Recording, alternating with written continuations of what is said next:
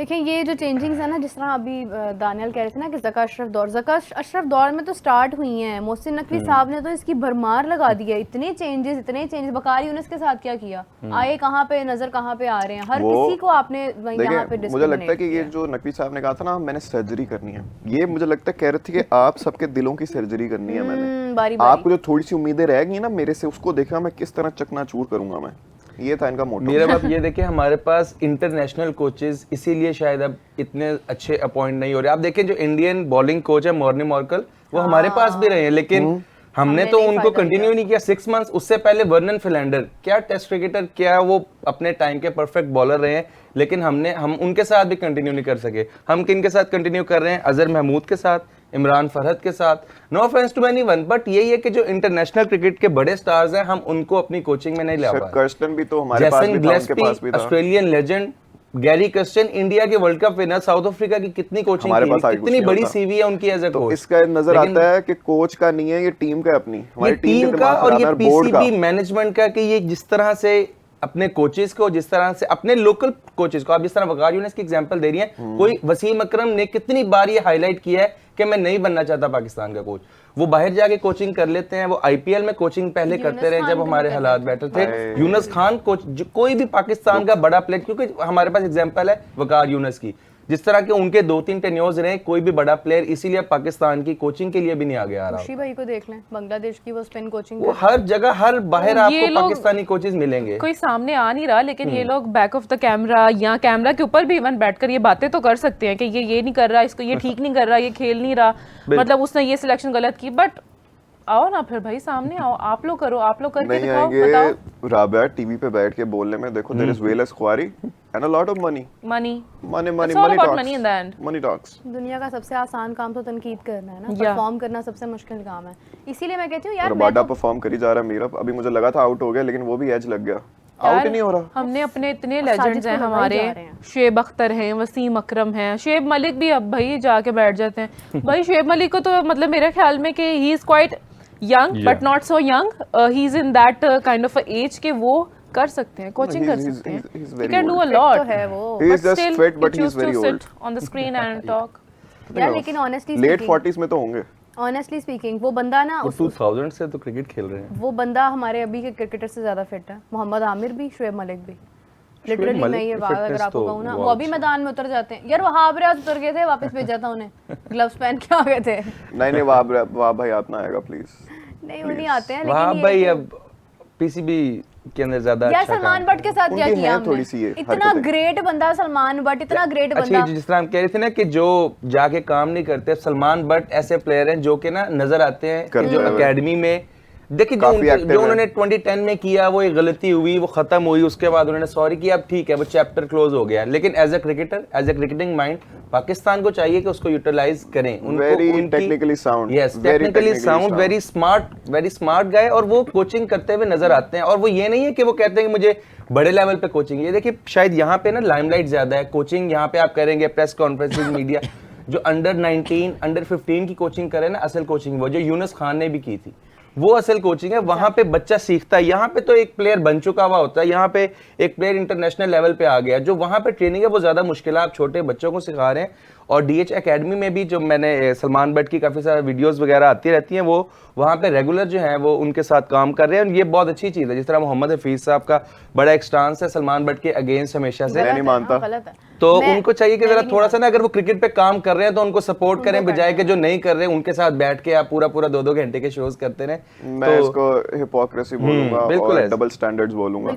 जहां आपको पसंद आएंगी, जहां आपके फेवर में चीजें होंगी, वहां पे आप अपने स्टैंडर्ड्स को साइड पे रख दोगे हफीज साहब, और जहां पे नहीं होगी वहां पे आप बोलोगे आके। अच्छा इजी हो जाओ। इस टाइम ना सिर्फ एक बंदा जो है ना वो right man to the right job वाला काम कर रहा है, वो ये है कि जो आकिब जावेद साहब एनसीए के हैं ना, वो बिल्कुल सही अपनी जगह पर। अब जाके वो भी, पहले उनको हमने इतना मतलब मेरे ख्याल में दानियाल अग्री नहीं करते हैं, हंस रहे हैं। ओके या मीरब का ओपिनियन बिल्कुल आकिब जावेद एनसीए के हद तक है, ठीक है एनसीए में वो ये पॉइंट ऑफ व्यू, वो क्या नहीं कर रहे। उस बंदे को भी आपने इतनी सारी जगहों पे लगा दिया, और वो वाहिद बंदा था जो क्रिकेट पे इतनी अच्छी बात करता था कि आकिब जावेद को सुन के ना आपका अपना स्टैंस बड़ा क्लियर होता था, और आपने उनका भी मुंह बंद करा दिया। और जो उनका राइट, जो उनका काम था, वो आपने जाके उन्हें दिया। उसके साथ और 400 is up, oh my god, actually कहाँ पे मैं एक विकेट रहती थी and we were leading by 100 and something runs. ये 235 फॉर 8 थे और अब 170। और ये मुतुसामी से इन्होंने बॉलिंग नहीं करवाई थी, तो मुझे लगा कि यार इसको खिलाया क्यों है, वो 100 करने वाले हैं। कौन था? मुझे तो लगता है रबाडा भी कर देगा। रबाडा वो देखो मुतुसामी तो हो गई। तुम ना आवाज लगाया करो पाकिस्तान के जीतने की, ठीक? अच्छा ये ना जो पाकिस्तान के जो सेकंड इनिंग 100 याद है, पाकिस्तान का जो लोअर ऑर्डर जो फेल हुआ इस पूरी सीरीज में, पहले टेस्ट मैच की फर्स्ट इनिंग हमने लास्ट 5 विकेट 17 रन्स, फिर सेकंड इनिंग में फॉर 15 रन्स, और फिर इस टेस्ट मैच में भी 15 और 17। और इनका लोअर ऑर्डर हमेशा और इनके लोअर ऑर्डर ये मैच विनिंग पार्टनरशिप है गजाल, आपको पता है सेकंड इनिंग में और विकेट डिटोरिएट होगा जब पाकिस्तान ने leading run scorer for them. 160 Tamil Nadu है, कमेंट्स भी आ रहे थे। हाँ या इंडियन बैकग्राउंड है, और 160 170 की लीड हो गई है। तो ये तो इनिंग से हारने का हमें भी हो सकता है कि आप 170 में भी ऑल आउट हो सकते हैं, जिस तरह का ये विकेट है। और पाकिस्तान ने फील्डिंग बहुत खराब की है, मैं भी देख रहा था, रिजवान ने भी स्टंप जो है उनका मिस किया, फिर आसिफ अफरीदी ने कैच ड्रॉप किया, कोई 3 रिजवान ने चांसेस ड्रॉप किए हैं, इमामुल हक ने भी कैच ड्रॉप किया। तो हमारी जो ये एक पैनिक सिचुएशन हुई है ना इस टाइम, जो टेल एंडर्स जब रन्स करते हैं तो एक पैनिक सिचुएशन हो जाती है कैप्टन के लिए भी, बॉलर्स के लिए भी, तो वो हमें फील्डिंग में भी नजर आ रही है। और यही पार्टनरशिप अब साउथ अफ्रीका को रबाडा लिटरली धो रहा है। यानी हम कह सकते हैं कि मुत्तुस्वामी के बारे में कि हैशटैग अन्ना ऑन फायर, वो तमिल में अन्ना कहते हैं बड़े भाई। Are you calling him blind? No, वो वाला अन्ना नहीं, she is calling him brother, Tamil वाला अन्ना। ओके अन्ना ऑन फायर, समझ आ गई ऑडियंस को? लेकिन खैर यार वो सरफराज अहमद भी तो आए हैं कोई किसी पोजीशन पे, वो क्या कर रहे हैं फिर? अभी कंफर्म नहीं है, अनऑफिशियल है। मिसबाउल हक, still unofficial. Yes, Misbahul Haq का नाम भी director of cricket, I guess. No Misbahul Haq का नाम भी मुझे मैंने देखा है, और सरफराज अहमद भी तो अभी ऑफिशियल होते हैं। लेकिन वही बात है कि अगर पीसीबी में आपका वोट किसकी तरफ है?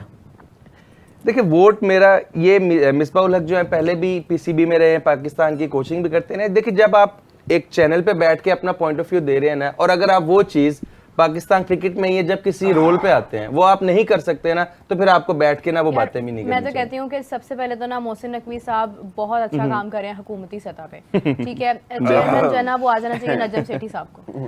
नजम सेठी साहब चेयरमैन बन जाए, उनके चांसेस भी नजर आ रहे थे लास्ट ईयर भी, जब मैंने उनका इंटरव्यू किया था ना, तो वो कह रहे थे कि मुझे नहीं पता अभी, मतलब आई डोंट नो, इसी को करना चाहिए।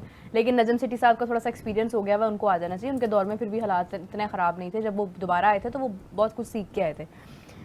पहले तो चेयरमैन बदलो भाई। मैं तो यही कहूंगी। अभी ये शाहीनशाह अफरीदी की कैप्टनसी मीटिंग भी थी, कुर्सी एक ही, सच में कुर्सी यार, he is doing a great job if he is only doing the cricket job.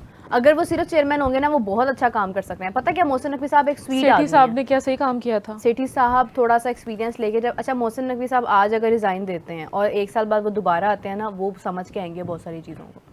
अभी इस वक्त ना उनको इतने लोग गलत गाइड कर रहे हैं इतना, और वो बड़े स्वीट आदमी हैं, वो सबका मशवरा भी सुनते हैं। नकवी साहब कहना चाह रही हैं आप? सेठी कह दिया आपने। नकवी साहब की बात करी, नकवी साहब जो है ना वो एक स्वीट आदमी है। रमीज राजा नहीं यार, वो बीत गया हुआ दौर, खत्म शब्द। वैसे ये बात भी सही है कि जो डेजिग्नेटेड पर्सन है, जिसका ताल्लुक है, जो जिसने मतलब फुली अपनी इन्वेस्टमेंट करनी है, अपना टाइम और whatever, तो वो मेरे ख्याल में वो सही हो सकते हैं। यार पूरा डीजे बन सकती है ये यार देखो ना, वो क्या कहते हैं, शाहिद आफरीदी ने भी ये बात की थी, और उन्होंने बहुत पहले की थी कि मोहसिन नकवी साहब एक जॉब करें। उनके कंधों पे इतना बोझ क्यों डाला हुआ है, मुझे नहीं समझ आती। चेयरमैन को तो कोई सैलरी भी नहीं मिलती है। शाहिद अफरीदी साहब का मैंने एक इंटरव्यू देखा था, तो उन्होंने कहा था कि मैं चाहूंगा शाहीनशाह अफरीदी को कैप्टनसी से दूर रखा जाए। लेकिन वो पुराना इंटरव्यू है, लेकिन अब जो है ऊपर से कहा दिल से चाहते हो, वो ये मीडिया ट्रेंड भी होते हैं बहुत ये लोग। लेकिन अब जो है वो कैप्टन जब बने, और इस मीटिंग में जिस तरह आप कह रहे हैं ना कि मिसबा या सरफराज में से किसको होना चाहिए, ये दोनों उस कैप्टनसी मीटिंग के लिए बुलाए गए हैं, जिसमें माइक हसन भी थे, आकिब जावेद थे, और हमारे मोहसिन नकवी साहब भी थे, जिसमें ये कैप्टनसी अनाउंसमेंट होनी थी और चेंज की। मोहसिन नकवी साहब तो उधर बैठ के बस बातें सुन रहे हैं। यार देखो, ये मोहसिन नकवी साहब की अपनी चॉइस तो नहीं है ना।